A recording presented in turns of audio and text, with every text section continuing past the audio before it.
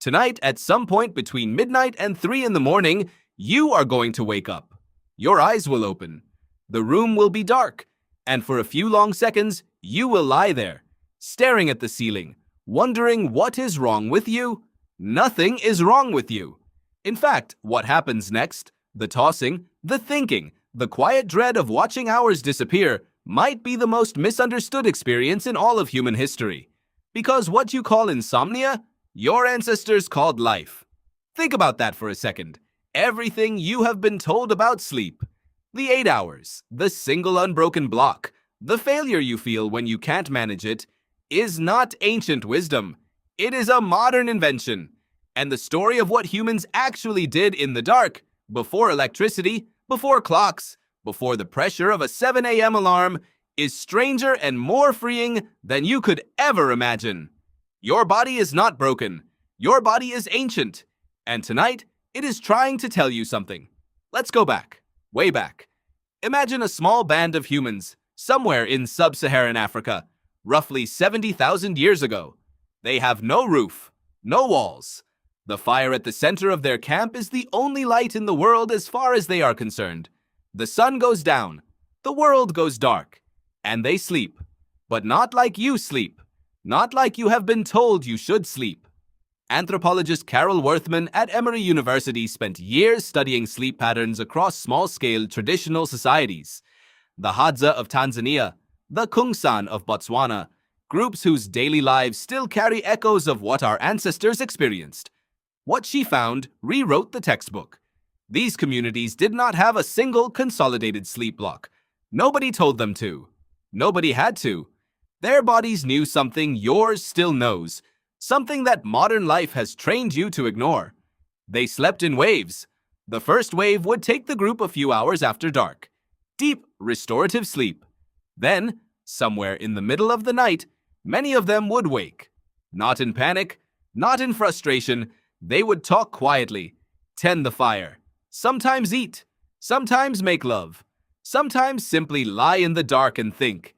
Then, an hour or two later, a second wave of sleep would pull them under again until dawn. Historian Roger Ekerch at Virginia Tech spent 16 years combing through pre-industrial European diaries, court records, medical texts, and literature. What he found was the same thing.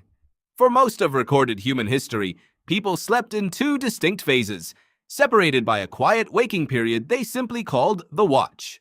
The first sleep. The second sleep. They were not insomniacs, they were just human. The watch was not considered a problem. It was considered time. People used it. They prayed. They visited neighbors. They wrote by candlelight. They processed the anxieties of the day in a state of calm half-wakefulness that researchers now believe may have been psychologically crucial. The boundary between sleep and full waking is where the brain does some of its most creative processing.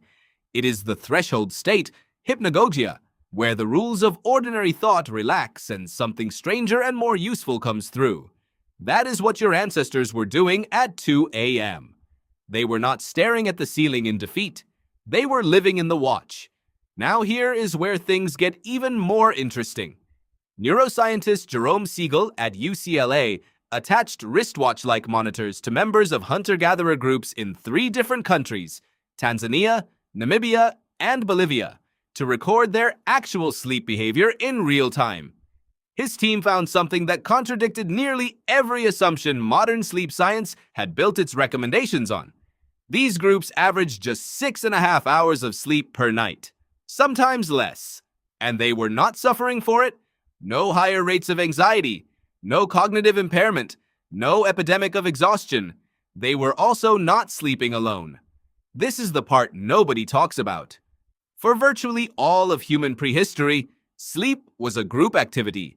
You did not retreat to a sealed room and shut a door. You lay down with your people. The sounds and warmth and breathing of other bodies were not distractions. They were the signal that said, "You are safe. The fire is tended. Nothing is hunting you tonight. Sleep." That signal, that social safety cue, is hardwired into your nervous system. And for millions of people sleeping alone in sealed, silent, dark bedrooms, it never comes. The brain waits for it. keeps a low-level vigilance running, scans for threats. That scanning is not a disorder. That is a brain doing exactly what it was built to do, in an environment that no longer makes evolutionary sense. Your bedroom is the problem, not you. And then there is the fire. Anthropologist Polly Wisner at the University of Utah published research in 2014 looking at how firelight changed human social behavior. During daylight hours, the Juhoan Bushman she studied focused mostly on practical tasks: food, tools, conflict, economics. But around the fire at night, something shifted. The conversation changed. Stories came out. Histories were shared. Mythologies were performed. Laughter happened more. The tone of human connection transformed. Firelight, she argued, extended the day into something the day could never be. It created a protected social space between the last light of sunset and the pull of first sleep. And within that space, something uniquely human emerged. The storytelling brain, the empathic brain, the brain that could imagine other minds, build culture, pass knowledge across generations. You have that brain. It is the same one. And here is the strange loop at the center of all of this. Modern sleep science is just now catching up to what your body already knew. Sleep researcher Matthew Walker at UC Berkeley has documented how chronically disrupted, shortened, or consolidated by force sleep strips the prefrontal cortex of its ability to regulate emotion. The amygdala, your ancient threat detector, becomes 30% more reactive. Small stressors feel enormous. The world feels dangerous. You lie awake worrying about things that, in daylight, would barely register. But Walker also notes something quietly radical in his data. The brain does not need 8 unbroken hours as much as it needs the right architecture. Enough slow-wave sleep, enough REM, enough time in each stage for the necessary biological work to complete. And that architecture, across human history, was almost always achieved across 2 phases with a wakeful interval in between. Your body is not trying to fail you at 2 a.m. It is trying to give you something. A window. A quiet interlude between the first sleep and the second sleep. Exactly as it was designed to do by millions of years of selection pressure. What did your ancestors do in the watch? They did not reach for their phones. They did not catastrophize about productivity. They fed the fire. They told stories. They lay in companionable silence with the people they trusted. They let their minds drift in that fertile space between waking and sleep, where the subconscious runs a little looser and the problems of the day sometimes dissolve into unexpected clarity. And then they slept again. There is a word in many pre-industrial languages for this interval. In medieval English, it was simply called dorveille, from the French, meaning to half sleep. A recognized, named, normal human state. Not a pathology, not a failure, a feature. You have been handed a story about sleep that is barely 150 years old.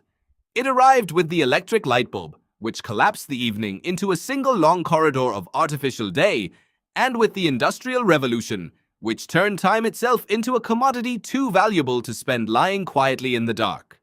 The 2-phase sleep of your ancestors was not abolished by science, it was abolished by the factory whistle.